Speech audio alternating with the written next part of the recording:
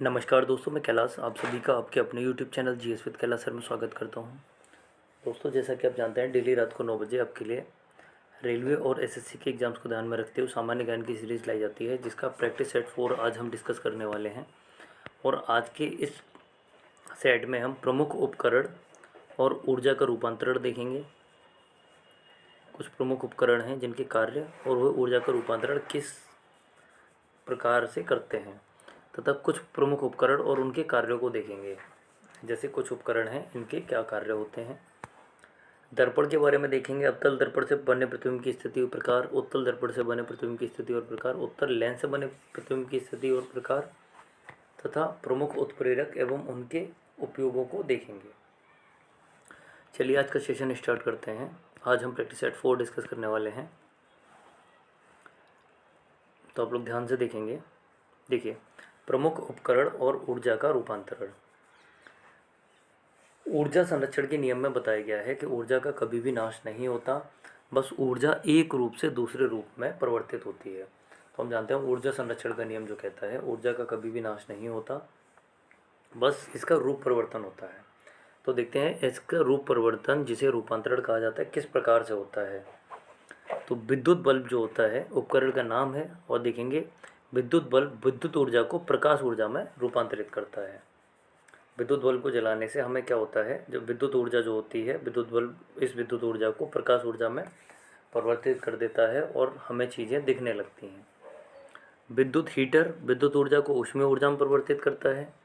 Loud speaker विद्युत ऊर्जा को ध्वनि ऊर्जा में परिवर्तित करता है। जो लाउड स्पीकर होते हैं वह विद्युत ऊर्जा को और तेज़ आवाज़ आने लगती है यानी ध्वनि ऊर्जा में परिवर्तित करते हैं। विद्युत मोटर विद्युत ऊर्जा को यांत्रिक ऊर्जा में परिवर्तित करती है। डायनामो जो जनरेटर होता है, पुराने टाइप के जनरेटर को डायनामो कहा जाता था।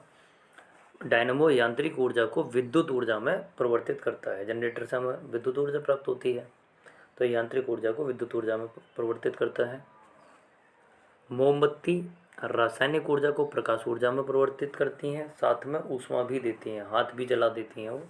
तो एक तो हमें मोमबत्ती से प्रकाश प्राप्त होता है, साथ में ऊष्मा भी प्राप्त होती है। माइक्रोफोन ध्वनि ऊर्जा को विद्युत ऊर्जा में रूपांतरित करता है। सोलर सेल जो हैं यह सौर ऊर्जा को, सोलर पैनल जो यूज करे जाते हैं, सोलर प्लेट होती हैं, यह सौर ऊर्जा को विद्युत ऊर्जा में रूपांतरित करते हैं, जिससे हम अपने टीवी, पंखे, फ्रिज वगैरह चला सकते हैं। विद्युत सेल जो होते हैं रासायनिक ऊर्जा को विद्युत ऊर्जा में रूपांतरित करते हैं, जबकि सितार यांत्रिक ऊर्जा को ध्वनि ऊर्जा में रूपांतरित करते हैं। चलिए देखेंगे अगले क्वेश्चंस को। अवतल दर्पण से बने प्रतिबिंब की स्थिति, प्रकृति तथा आकार। अवतल दर्पण से बने प्रतिबिंब की स्थिति, प्रकृति तथा आकार को देखते हैं। तो अगर अवतल दर्पण, देखिए अवतल दर्पण जो होता है, आप लोग जानते हैं अवतल दर्पण हमें ये किस प्रकार से होते हैं और ये किस प्रकार से कार्य करते हैं। तो अवतल दर्पण अगर हमारे पास है तो उसमें वस्तु की जो स्थिति अनंत पर होती है, तो उसका फोकस कहाँ बनता है, उसका प्रकृति, प्रतिबिंब की प्रकृति कैसी होती है, वस्तु की स्थिति और प्रतिबिंब की प्रकृति दी हुई है। तो आप देखेंगे अगर वस्तु की स्थिति अनंत पर है तो ऐसे में जो प्रतिबिंब होता है वह फोकस पर, वास्तविक और वस्तु से बहुत छोटा बनता है।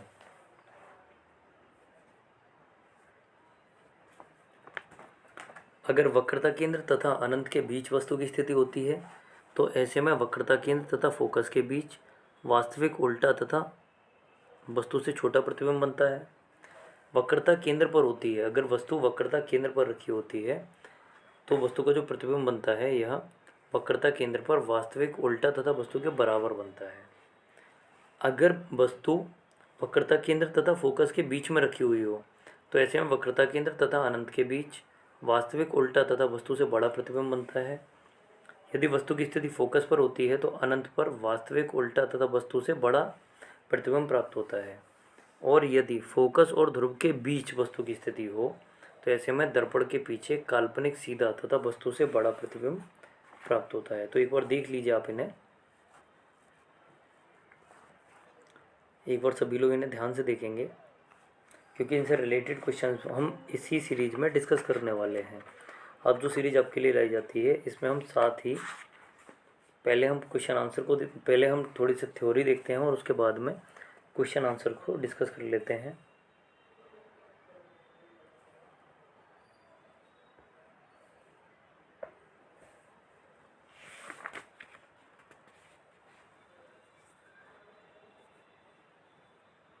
देखिए दर्पण कितने प्रकार के होते हैं, तो दर्पण जो है दो प्रकार के होते हैं, समतल दर्पण और गोलीय दर्पण।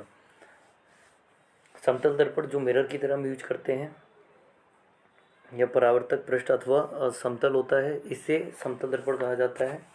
परावर्तक पृष्ठ जो होता है समतल होता है तो उसे समतल दर्पण कहा जाता है। इस पर दर्पण की दूसरी तरफ चांदी अथवा पारे का लेप कर दिया जाता है। और दूसरे जो दर्पण है गोलीय दर्पण, ये दो प्रकार के होते हैं, उत्तल दर्पण और अवतल दर्पण। उसमें से हमने अभी अवतल दर्पण को देखा। अवतल दर्पण में जो स्थितियां होती हैं, अगर वस्तु की स्थिति अनंत पर है तो प्रतिबिंब वास्तविक एवं उल्टा बनेगा। वक्रता केंद्र तथा अनंत के बीच है तो प्रतिबिंब वास्तविक उल्टा तथा वस्तु से छोटा। वक्रता केंद्र और फोकस के बीच बनता है। वक्रता केंद्र और अगर वस्तु वक्रता केंद्र पर स्थित होती है तो प्रतिबिंब जो है वक्रता केंद्र पर वास्तविक उल्टा तथा वस्तु के बराबर बनता है। यह कुछ स्थितियां देखी हमने। उत्तल दर्पण से बने प्रतिबिंब की स्थिति अगर देखी जाए तो वस्तु की स्थिति अनंत पर है तो प्रतिबिंब फोकस पर काल्पनिक सीधा तथा वस्तु से बहुत छोटा बनता है। अगर वस्तु की स्थिति ध्रुव तथा अनंत के बीच में हो तो ऐसे में दर्पण के पीछे ध्रुव तथा फोकस के बीच काल्पनिक सीधा और वस्तु से छोटा प्रतिबिंब बनता है। उत्तल लेंस से बने प्रतिबिंब की स्थिति, प्रकृति तथा आकार, तो हम देखते हैं उत्तल लेंस के द्वारा अगर प्रतिबिंब बनता है तो ऐसे में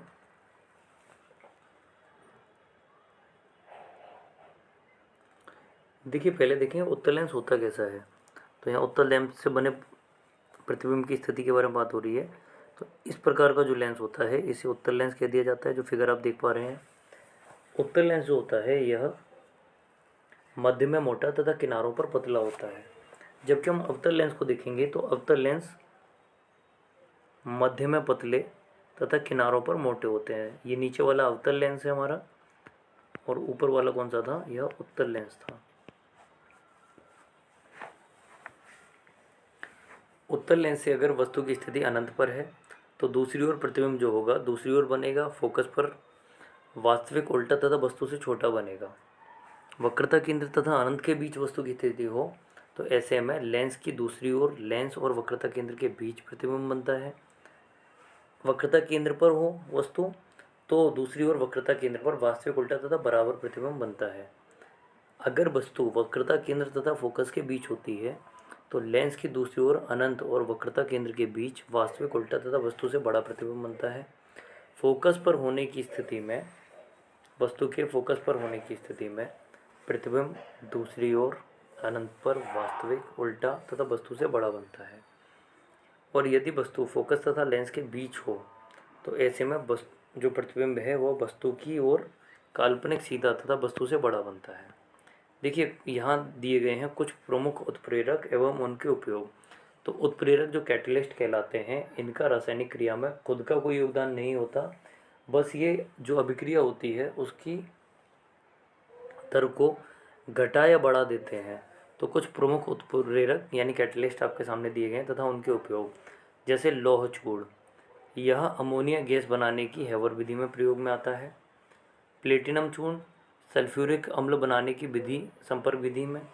निकेल का प्रयोग जो होता है यह वनस्पति तेलों से कृत्रिम घी बनाने में किया जाता है, काफ़ी इंपॉर्टेंट हो जाता है निकेल का प्रयोग। क्यूप्रिक क्लोराइड क्लोरीन गैस को डीकेन विधि में इसका प्रयोग किया जाता है, जबकि गर्म एल्यूमिना का प्रयोग अल्कोहल से ईथर बनाने की विधि में किया जाता है। गर्म एल्यूमिना का उपयोग जो है अल्कोहल से ईथर बनाने की विधि में किया जाता है। चलिए यहाँ हमने कुछ सेट देखे। देखिए प्रमुख उपकरण और ऊर्जा का रूपांतरण, अवतल दर्पण से प्रतिबिंब की स्थिति, वस्तु का आकार, उत्तल दर्पण से प्रतिबिंब की स्थिति, प्रकृति तथा आकार, और उत्तल लेंस से बने प्रतिबिंब की स्थिति तथा प्रकृति का आकार, ये कुछ चीज़ें हमने देखी। इसके बाद प्रमुख उत्प्रेरक एवं उनके उपयोग। अब देखते हैं प्रमुख उपकरण और उनके कार्य। देखिए यहाँ से भी क्वेश्चन पूछा जाता है प्रमुख उपकरण और उनके कार्यों से संबंधित। तो अल्टीमीटर जो होता है यह ऊंचाई का मापक है। वायुयान की ऊंचाई अगर मापी जाए तो किससे मापी जाती है? अल्टीमीटर से। बैरोमीटर से वायुमंडलीय दाब की माप की जाती है। कार्डियोग्राम से हृदय गति की जांच की जाती है। हाइड्रोमीटर से द्रव का अपेक्षित घनत्व नापा जाता है। मैनोमीटर से गैसों के दाब की मापी जाती है। रेन गेज वर्षा का मापक होता है। रिक्टर स्केल भूकंप की तीव्रता की माप करता है। अगला देखते हैं, लैक्टोमीटर दूध की शुद्धता की माप करता है। फेदोमीटर समुद्र की गहराई का मापक है। एनेमोमीटर हवा की शक्ति तथा गति का मापक है। हाइग्रोमीटर वायुमंडल की आर्द्रता की माप करता है। सिस्मोग्राफ भूकंप मापी यंत्र होता है। सेक्सटेंट आकाशीय पिंडों की कोणीय दूरी की माप करता है। अमीटर विद्युत धारा की माप करता है। ओडोमीटर पहियों द्वारा तय की गई दूरी की माप करता है। क्रेस्कोग्राफ पौधों की वृद्धि की माप करता है। गैल्वेनोमीटर विद्युत धारा की प्रबलता की माप करता है।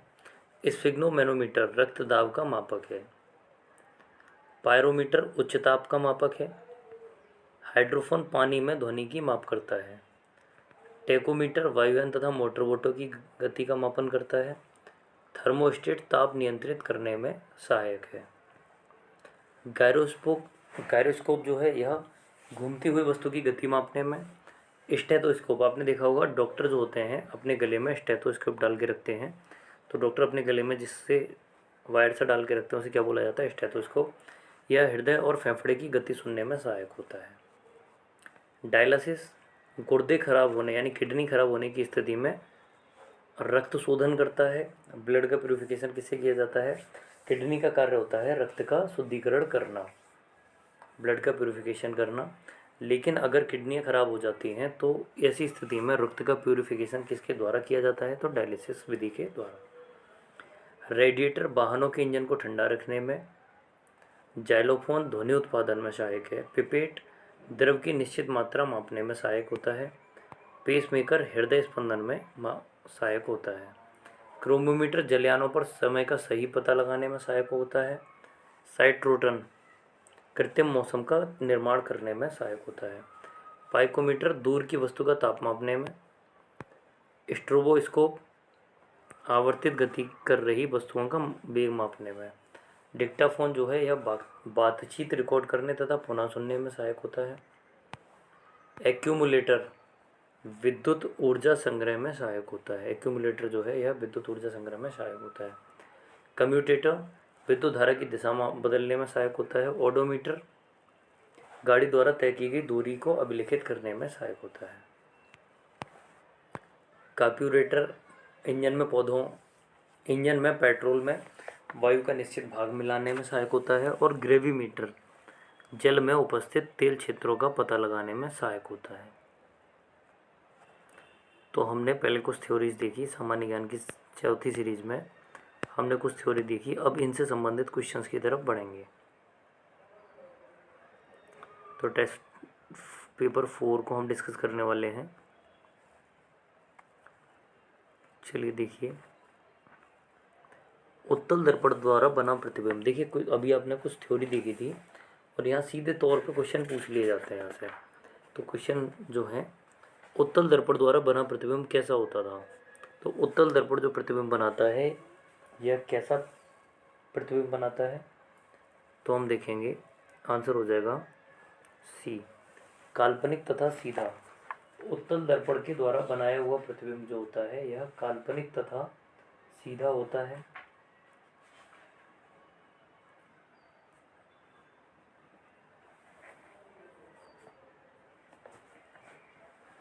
उत्तल दर्पण वह गोलीय दर्पण है जिसकी बाह्य सतह उभरी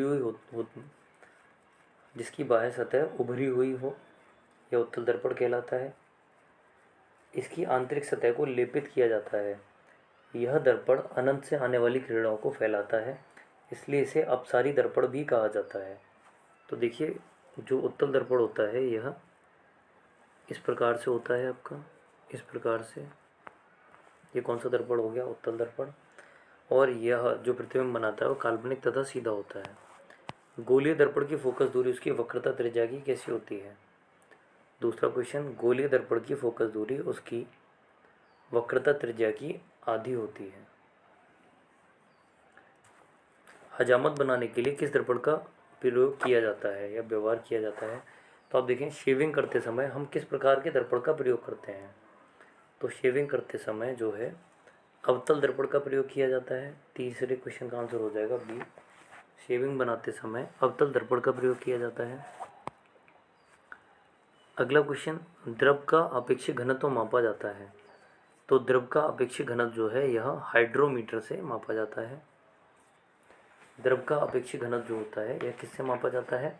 तो हाइड्रोमीटर से इसे नापा जाता है। जबकि हाइग्रोमीटर से वायुमंडल की आर्द्रता की माप की जाती है, रेन गेज से बारिश की दर मापी जाती है, और ओडोमीटर, आपका जो ओडोमीटर होता है, इससे पहियों द्वारा तय की गई दूरी मापी जाती है। अगला क्वेश्चन, दूध की शुद्धता किस यंत्र से मापी जाती है। दूध की शुद्धता जो है यह किस यंत्र से मापी जाती है। तो हम एक एक करके अदर ऑप्शंस को देख लेते हैं। फैदोमीटर जो होता है, फैदोमीटर से समुद्र की गहराई मापी जाती है। फैदोमीटर से समुद्र की गहराई। इसके अलावा टेकोमीटर से वायुयान तथा मोटर बोटों की गति का मापन किया जाता है। हाइग्रोमीटर अभी हमने डिस्कस किया था, वायुमंडल की आर्द्रता की माप की जाती है हाइग्रोमीटर से। तो बचा कौन, लैक्टोमीटर। लैक्टोमीटर से दूध की शुद्धता की माप की जाती है। मोटर गाड़ी के चालक के सामने लगा रहता है। तो मोटर गाड़ी के चालक के सामने कौन सा लेंस लगा रहता है या कौन सा दर्पण लगा रहता है। यह क्वेश्चन पूछा गया है, मोटर गाड़ी के चालक के सामने कौन सा दर्पण लगा रहता है। तो सही आंसर होगा उत्तल दर्पण।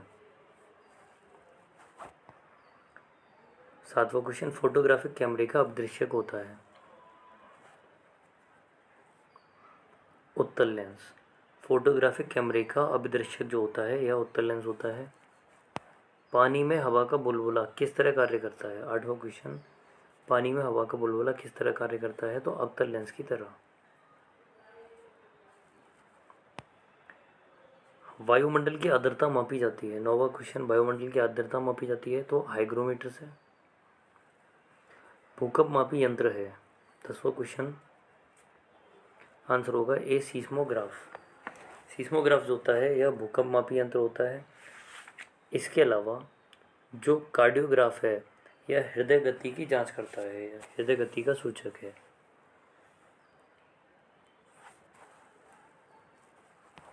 ध्वनि की तीव्रता मापी जाती है। तो ध्वनि की तीव्रता हम किस में मापते हैं, आप सभी जानते हैं। 11वें क्वेश्चन का आंसर क्या हो जाएगा, डेसिबल में। ध्वनि की तीव्रता जो है यह डेसिबल में मापी जाती है। 12वां क्वेश्चन, मानव रेटिना पर बना प्रतिबिंब होता है। तो वास्तविक एवं उल्टा। मानव रेटिना पर बना प्रतिबिंब जो होता है यह वास्तविक तथा उल्टा होता है। जब कोई वस्तु दो समांतर समतल दर्पण के बीच रखी जाती है तो उस पर बने हुए प्रतिबिंबों की संख्या क्या होगी। ध्यान से देखें, क्वेश्चन को हमने क्लास में भी डिस्कस किया हुआ क्वेश्चन है ये हमारा। जब कोई वस्तु दो समांतर समतल दर्पण के बीच रखी जाती है तो बने हुए प्रतिबिंबों की संख्या क्या होगी। 13वें क्वेश्चन का आंसर हो जाएगा अनंत। क्या आंसर हो जाएगा, अनंत।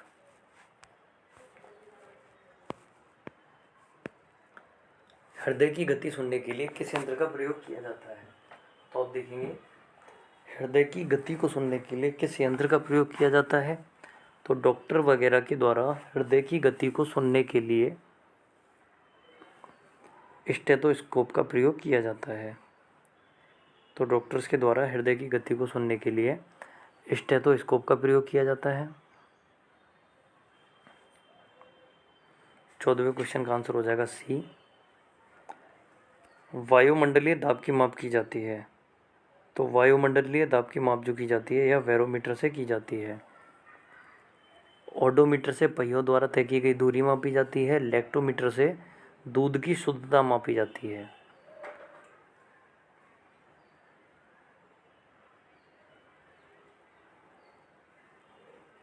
जबकि मैनोमीटर से गैसों के दाब की माप की जाती है।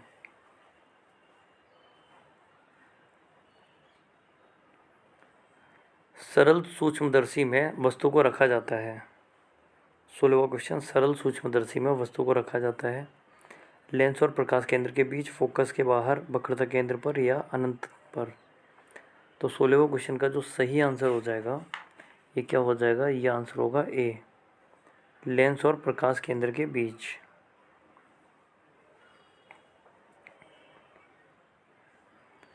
वनस्पति तेलों से कृत्रिम घी बनाने में किस उत्प्रेरक का प्रयोग किया जाता है। तो सही आंसर क्या हो जाएगा दोस्तों, 17वां क्वेश्चन, वनस्पति तेलों से कृत्रिम घी बनाने में किस उत्प्रेरक का प्रयोग किया जाता है। तो हमारा जो आंसर होगा 17वें क्वेश्चन का वो हो जाएगा सी, निकल का। अमोनिया गैस बनाने की हेवर विधि में किस उत्प्रेरक का प्रयोग किया जाता है। अभी हमने कुछ उत्प्रेरक देखे थे और इसमें हम पढ़ रहे थे कि अमोनिया गैस बनाने की हेवर विधि में किसका प्रयोग किया जाता है, तो लौह चूड़ का। इनमें से लौह चूड़ का प्रयोग किया जाता है। क्यूप्रिक क्लोराइड का प्रयोग क्लोरीन गैस बनाने की डिकॉन विधि में किया जाता है, जबकि प्लेटिनम चूड़ का प्रयोग सल्फ्यूरिक अम्ल बनाने की संपर्क विधि में किया जाता है। और निकल का प्रयोग वनस्पति तेलों से कृत्रिम घी बनाने में किया जाता है। तो अमोनिया गैस बनाने की हेवर विधि का प्रयोग जो है लौह चूड़ के द्वारा संभव होता है। 19वां क्वेश्चन, अवतल दर्पण में वस्तु का प्रतिबिंब दर्पण के पीछे काल्पनिक सीधा तथा वस्तु से बड़ा बनता है जब वस्तु होती है। 19 क्वेश्चन, अवतल दर्पण में वस्तु का प्रतिबिंब दर्पण के पीछे काल्पनिक सीधा तथा वस्तु से बड़ा बनता है जब वस्तु होती है अनंत पर, फोकस पर, ध्रुव पर या फोकस और ध्रुव के बीच। सही आंसर हो जाएगा डी, फोकस और ध्रुव के बीच।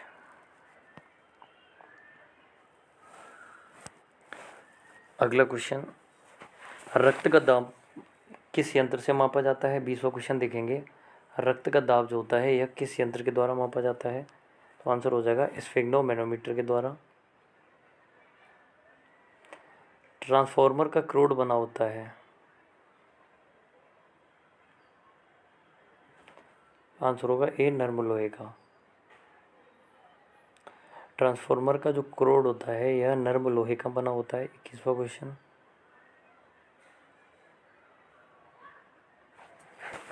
अगला क्वेश्चन देखते हैं, ट्रांसफार्मर किस सिद्धांत पर कार्य करते हैं। तो ट्रांसफार्मर जो है 22वां क्वेश्चन हम देखते हैं, यह विद्युत चुंबकीय प्रेरण के नियम पर कार्य करते हैं। ट्रांसफार्मर प्रयुक्त होता है। 23वां क्वेश्चन, ट्रांसफार्मर प्रयुक्त होता है। तो आंसर हो जाएगा डी, एसी वोल्टेज में उपचयन तथा अपचयन करने के लिए।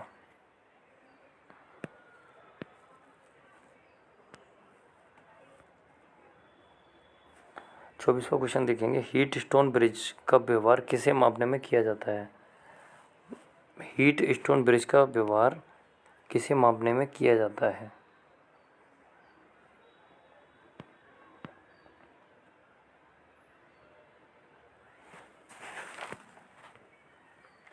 तो जो सही आंसर होगा 24वें क्वेश्चन का वो हो जाएगा सी, प्रतिरोध को मापने में। हीट स्टोन ब्रिज का उपयोग जो होता है यह प्रतिरोध को मापने में किया जाता है। 24वें क्वेश्चन का हमारा सही आंसर हो जाएगा सी, प्रतिरोध। 25वां क्वेश्चन, पानी के अंदर ध्वनि सुनने का यंत्र कहलाता है। पानी के अंदर ध्वनि सुनने का यंत्र क्या कहलाता है। तो हाइड्रोफोन।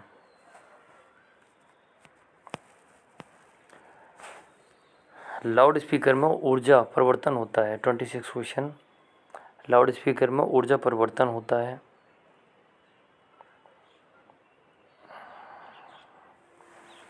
विद्युत से यांत्रिक एवं यांत्रिक से ध्वनि ऊर्जा में। लाउड स्पीकर में ऊर्जा परिवर्तन विद्युत से यांत्रिक में और यांत्रिक से ध्वनि ऊर्जा में परिवर्तन करता है। यह निम्नलिखित में से किस यंत्र में यांत्रिक ऊर्जा विद्युत ऊर्जा में परिवर्तित होती है। किस यंत्र में यांत्रिक ऊर्जा विद्युत ऊर्जा में परिवर्तित होती है। आंसर होगा डी, डायनामो।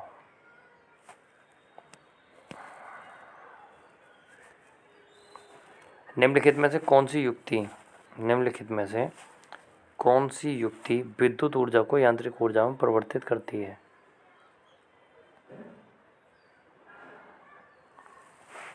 विद्युत मोटर।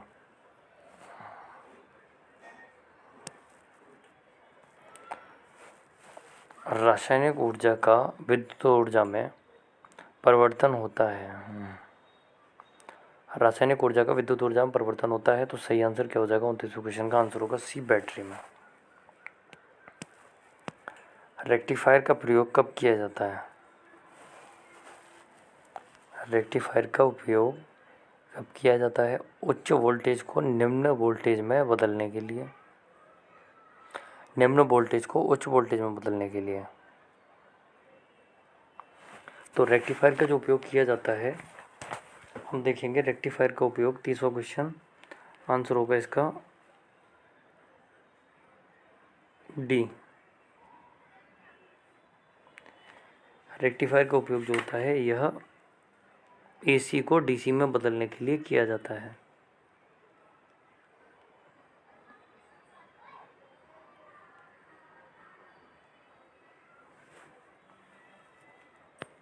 चलिए अगला क्वेश्चन, ट्रांसफार्मर का प्रयोग कब किया जाता है?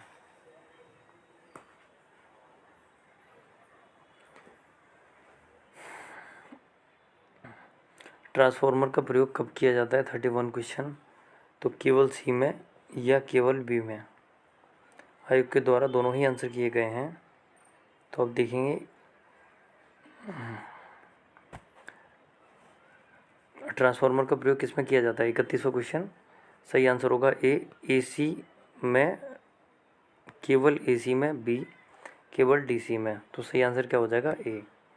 31वें क्वेश्चन का आंसर हो जाएगा केवल एसी में। ट्रांसफार्मर का प्रयोग कहाँ किस में किया जाता है? ऑल्टरनेटिव करंट में, ना कि डायरेक्टर करंट में। टेलीफोन लाइन में प्रवाहित ऊर्जा है।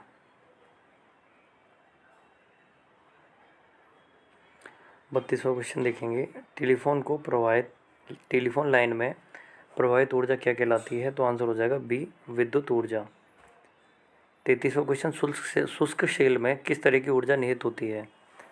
शुष्क सेल में किस तरह की ऊर्जा निहित होती है? तो 33वें क्वेश्चन का आंसर होगा सी, रासायनिक ऊर्जा। और देखेंगे आज का अंतिम क्वेश्चन, कौन सा यंत्र उच्च एसी वोल्टेज को निम्न एसी वोल्टेज में, निम्न एसी वोल्टेज को उच्च एसी वोल्टेज में बदलता है? तो ऐसा कौन सा यंत्र है जो उच्च एसी वोल्टेज को निम्न एसी वोल्टेज में और निम्न एसी वोल्टेज को उच्च एसी वोल्टेज में बदल सकता है? तो सही आंसर होगा डी, ट्रांसफार्मर। यह कार्य कौन कर सकता है? D, transformer. चलिए मिलते हैं नेक्स्ट वीडियो में। जिस किसी ने चैनल को सब्सक्राइब नहीं किया है सभी चैनल को सब्सक्राइब कर देंगे। जुड़े रहने के लिए धन्यवाद। शुभ संध्या, शुभ रात्रि।